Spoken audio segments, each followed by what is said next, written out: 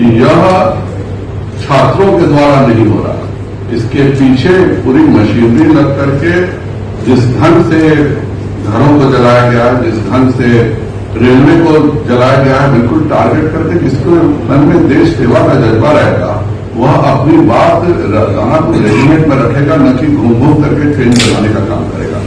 यह एक बड़ी साजिश है। 3 दिन से जो प्रशासन की भी भूमिका रही है वह भी बिल्कुल अच्छी नहीं रही है। केंद्र सरकार की अग्निपथ योजना को लेकर पूरे देश में विरोध प्रदर्शन जारी है, लेकिन इसके विरोध में सबसे अधिक बवाल और हिंसा बिहार में देखने को मिल रही है। कई ट्रेनें जला दी गई हैं और कई भाजपा नेताओं पर भी हमला हुआ है। इस बीच बिहार भाजपा के अध्यक्ष संजय जायसवाल ने सीधे सीधे मुख्यमंत्री नीतीश कुमार को निशाने पर लिया है। जाहिर बात है हिंदुस्तान में कहीं नहीं हुआ है और किसी जगह जहां बंगाल हो, झारखंड हो, जहां हमारी सरकारें नहीं है वहां भी अगर इस तरह की घटना नहीं घट रही है तो यह एक गहरी साजिश है और प्रशासन को हर हालत में इस साजिश को खोलना होगा कि क्यों ऐसे हो रहा है। प्रशासन का काम होता है कहीं पे भी। एक कल तक हम लोगों ने गलती से भी नहीं सुना कि कहीं पे किसी को लाठीचार्ज किया गया हो, किसी को टीयर गैस हो गया हो। अगर मेरे मधेपुरा कार्यालय की बात करें तो 300 पुलिस कर्मियों के रहते उस कार्यालय को जलाया गया। हमारा नवादा कार्यालय को भी जब तोड़ा गया तो वहां पुलिसकर्मी थे। तो कहीं न कहीं प्रशासन की भी स्थिति बहुत ही दयनीय कल तक रही है और इस तरह से प्रशासन अगर एक्टिव नहीं रहेगा, आज एक्टिव रहा है तो बहुत कुछ देखने को मिला। ये जो भी कर रहे हैं यह बिल्कुल गुंडागर्दी हो रही है। इसमें अगर किसी को नौकरी का लेकर के शंका, आज हम मुझसे बात करता है 5 दिन में एक भी सांसद नहीं है जिसने मुझसे कहा हो कि उसके यहाँ कोई डेलीगेशन मिला और उसने कहा कि मेरे को ये दिक्कत है, सॉल्व कीजिए। यह एक किसान आंदोलन का भी ऐसे ही एक अच्छी योजना को इन्होंने कर दिया। आज फिर उसी तरह से ये लोग सोच रहे हैं कि इस देश में अराजकता फैला करके विरोधी दल शासन कर सकते हैं। सच्चाई सभी के सामने आज नहीं तो कल आ ही जाती है। उन्होंने कहा कि बिहार में सुनियोजित ढंग से केंद्र की एक श्रेष्ठ योजना को बदनाम करने का कुछ प्रयास किया जा रहा है। उन्होंने कहा कि इसमें कुछ युवाओं को बरगलाया जा रहा है। अफवाह उड़ाई जा रही है कि सेना में नौकरियों को कम किया जा रहा है, जो कि बिल्कुल झूठ है। संजय जायसवाल ने आरोप लगाया कि खास एजेंडे के तहत बिहार को तबाह करने की साजिश की जा रही है। उन्होंने विरोधी दलों की ओर से छात्रों को भड़काने का आरोप लगाया है। उन्होंने कहा कि हकीकत यह है कि योजना के बाद 4 साल में युवाओं को कुल 50 लाख रुपए मिलेंगे और इससे वो कोई भी एक अच्छा काम कर सकते हैं। इसके अलावा सरकार ने कई विभागों में उनको नौकरी की तवज्जो और प्राथमिकता देने की घोषणाएं की हैं। संजय जायसवाल ने अपने आवास पर हुए हमले को लेकर कहा कि उनके घर को उड़ाने की साजिश की गई थी। संजय जायसवाल ने उपद्रवियों पर एक्शन नहीं लेने को लेकर भी पुलिस प्रशासन को घेरा है। उन्होंने कहा कि इस मामले में जैसी कार्रवाई प्रशासन को करनी थी वैसी नहीं की गई। वहीं युवाओं से अपील में कहा कि वे किसी के बहकावे में न आए। आपको बता दें कि इसके पहले बिहार की उप मुख्यमंत्री रेणु देवी के घर पर भी हमला किया जा चुका है। गनीमत थी कि वो घर पर नहीं थी और उस समय पटना में थी।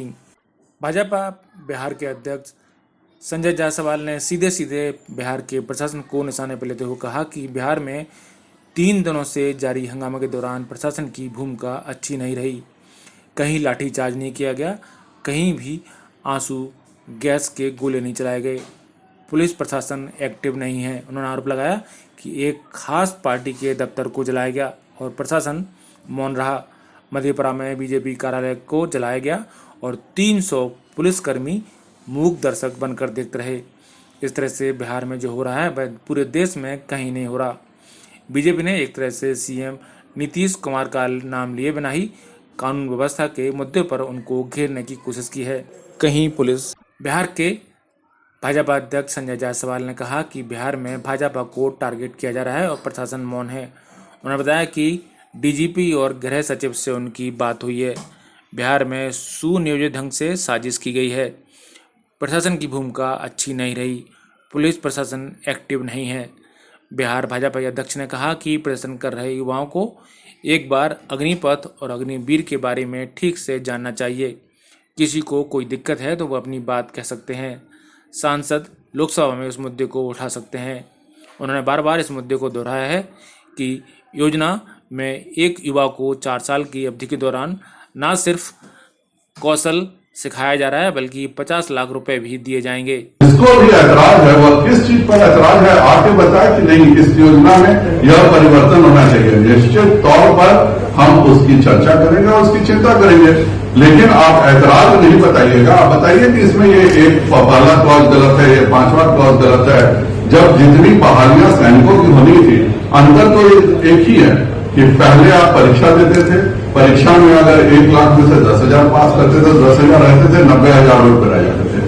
अभी क्या होगा कि 1 लाख में 40,000, 10,000 के बदले 40,000 लोग आएंगे और 30,000 को एक 4 सालों में 48 लाख रुपए मिलने के साथ उसको पूरे के पूरे तौर पर स्किल होगी। आर्मी का मतलब यह नहीं होता है कि आप टैंक चलाने लगे, आर्मी का मतलब यह नहीं होता है कि आप हवाई जहाज चलाने लगेगा, एयरफोर्स का मतलब। इसमें कितने लोग मैकेनिकल में जाएंगे, कितने लोग इलेक्ट्रिकल में जाएंगे, कितने लोग विभिन्न जगहों पे जाएंगे। जिस जगह पर उनको जॉब मिलेगा वो 4 साल की उसकी स्किलिंग होगी, उसका स्किल डेवलपमेंट से उसको सर्टिफिकेट मिलेगा और 4 साल की आर्मी ट्रेनिंग के बाद वह जवान इतना अच्छा रहेगा कि हिंदुस्तान का हर उद्योग उसको लेने को बेकरार रहेगा। तो ये एक अच्छी योजना है। शासन से इतनी हमें जरूर उम्मीद है कि जिस तरह से टारगेट करके भाजपा को टारगेट किया जा रहा है, बस सरासर शासन की कहीं ना कहीं कमी दिख रही है और यह बहुत ही गलत बात है। जो बच्चे ग्रेजुएशन करना चाहते हैं उनको इसके स्किलिंग प्रोग्राम्स का पॉइंट मिलेगा और ग्रेजुएशन केवल वो लोग 1 या 2 सब्जेक्ट पढ़ करके वो ग्रेजुएशन का सर्टिफिकेट उनको मिल जाएगा जो दुनिया के हर जगह मान्य रहेगा। इस पूरे 4 वर्षों के दरमियान लगभग 50 लाख रुपए इन युवाओं को मिलेगा। इस पूरे योजना को पूरी दुनिया की सभी जगह की फौजें करती हैं और इसका मूल उद्देश्य यह होता है कि कभी कोई अगर देश पे संकट आ जाए तो हमारे पास एक 35 साल से कम में 20 लाख की एक और रिजर्व फोर्स रहे जो कि देश के संकट में काम में आ सके। और इसी को देखते हुए आपको 4 सालों में 50 लाख का पैकेज दिया जा रहा है।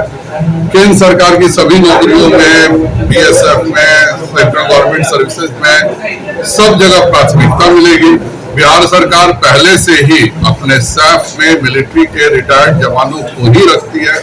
तो यह पूरे देश में एक सिस्टम था कि जो 25% है वो तो आर्मी की जितनी सीटें हैं वह तो ऑलरेडी उतनी भर रही है, पर उसके अलावा भी एक जनरेशन में एक युवाओं को आर्मी के प्रति, देश के प्रति, और उनको जब वो हटे तो लगभग 25 लाख रुपए उनके हाथ में आएंगे। और इसके अलावा इन सभी को केंद्र सरकार की जो योजनाएं हैं, 25 लाख की जो पीएमईजी की योजना है जो बिना किसी गारंटी के मिलती है वह भी मिलेगी। अर्थात अगर वह कोई युवा कोई काम धंधा करना चाहे तो 50 लाख रुपए उसको मिल सकते हैं। जो उसमें 25% रहना चाहेंगे वो रहेंगे।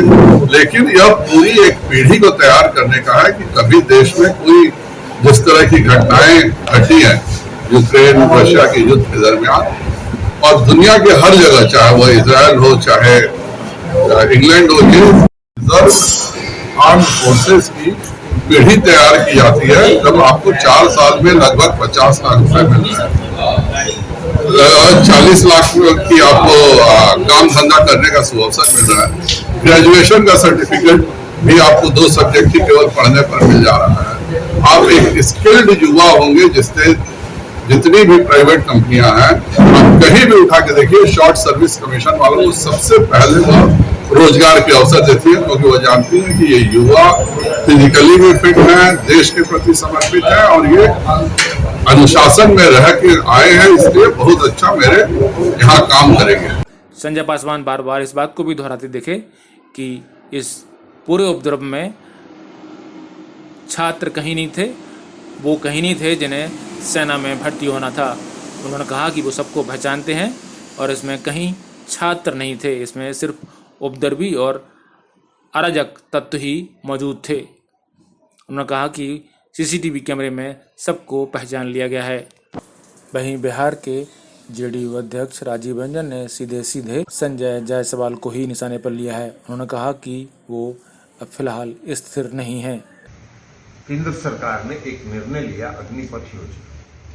अब उस निर्णय के बाद से बिहार ही नहीं, अन्य प्रदेश के जो छात्र और नौजवान हैं, उनके मन में अपने भविष्य के प्रति आशंका पैदा हुई और उस आशंका का तत्क्षण प्रतिक्रिया उन लोगों ने व्यक्त किया, सड़क पर आकर। ये अलग बात है कि किसी भी समस्या का निदान हिंसा के रास्ते नहीं हो सकता है। हिंसा का स्थान समाज में नहीं है। हिंसा के कदम को कोई भी उसको स्वीकार नहीं कर सकता है, लेकिन उनकी स्वाभाविक प्रतिक्रिया पर भी भारतीय जनता पार्टी को एड्रेस करना चाहिए। उनकी मन की जो आशंका है उसको दूर करना चाहिए। उसके बजाय वो प्रशासन पर आरोप लगा रहे हैं। अरे प्रशासन क्या करेगा? प्रशासन को कहां से, क्या मतलब है भारतीय जनता पार्टी से और जनता दल यू से? लेकिन आपके जो आक्रोश से, जो छात्रों नौजवानों के आक्रोश के कारण जो आपका संतुलन, थोड़ा अपने को संतुलित करिए, जो संतुलन बिगड़ा है उस संतुलन का प्रभाव है कि आप अनर्गल आरोप प्रशासन पर लगा रहे हैं। नीतीश कुमार जी प्रशासन चलाने के लिए सक्षम व्यक्ति हैं और देश में गुड गवर्नेंस का उनको पुरस्कार मिल चुका है। तो इसलिए श्री संजय जायसवाल जी से शिक्षा लेने की जरूरत नहीं है। प्रशासन अपना काम कर रहा है और अगर यही बात है तो भारतीय जनता पार्टी शासित जो प्रदेश है, उत्तर प्रदेश में, हरियाणा में, मध्य प्रदेश में, कई अन्य राज्यों में हिंसक घटनाएं हो रही हैं। वहां क्यों नहीं लोग गोली चलवा दे रहे हैं? मरवा दें हजारों लोगों को। वहां की सरकारों को, संजय जायसवाल जी को कहना चाहिए कि वहां की सरकारों को चाहिए कि सबको गोली से उड़ा दो। तो इस तरह की प्रतिक्रिया जो है वो दर्शाता है कि वो संतुलित नहीं है। इस तरह साफ है कि अब इस मुद्दे पर जेडीयू और बीजेपी में दरार पड़ती दिख रही है। देखना होगा कि ये दरार कहां तक जाती है। जो तस्वीरें बिहार से आ रही हैं वो सचमुच में बेहद परेशान करने वाली हैं। बिहार बीजेपी का ऑफिस मधेपुरा में जला दिया गया, पुलिस साथ है। बिहार की उप मुख्यमंत्री रेणु देवी के घर पर हमला हुआ, बड़ी मात्रा में लोगों ने हमला किया। कहीं पुलिस ने रोकने की कोशिश करते नहीं दिखी। और इसी तरह से जब भाजपा प्रदेश अध्यक्ष संजय जायसवाल के घर पर हमला हुआ, पूरी सिक्योरिटी मौजूद थी, बाहर पुलिस मौजूद थी, लेकिन फिर भी रोकने में सफल नहीं हुई। ये सब आखिर क्या दिखाता है? देखिए, विरोध करने का हक किसी को भी है, विरोध करने में कोई बुराई नहीं है। हम सब अलग अलग दल के हैं, लेकिन इस तरह से प्रशासन के द्वारा व्यक्तियों को टारगेट करना, प्रशासन के द्वारा एक खास पार्टी के दफ्तरों को जलाने करना, और 300 मधेपुरा में जो हुआ है, 300 पुलिस दर्शक बन करके बैठी हुई है, क्या पुलिस पे कार्रवाई हो रही है? तो ये हम लोग शासन के हिस्सा हैं और इस तरह से जो कहीं हिंदुस्तान में नहीं हो रहा वह बिहार में हो रहा है। यह बहुत गलत है और भारतीय जनता पार्टी के अध्यक्ष के तौर पर मैं बिल्कुल इसका विरोध करता हूं और इस तरह की घटनाएं हर हालत में अगर नहीं रोकी गई तो यह किसी के लिए भी अच्छा नहीं होगा।